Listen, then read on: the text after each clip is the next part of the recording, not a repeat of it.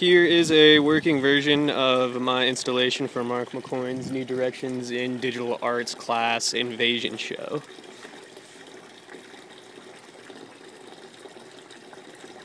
Consists of a laser pointer, a 1-gallon housing water with a hole in it, a bucket to catch the water, and a pump with a plastic tube to cycle the water.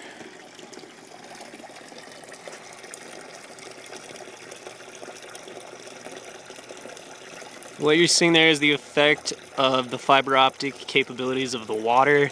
The laser travels through the reflection of the water instead of just straight through it.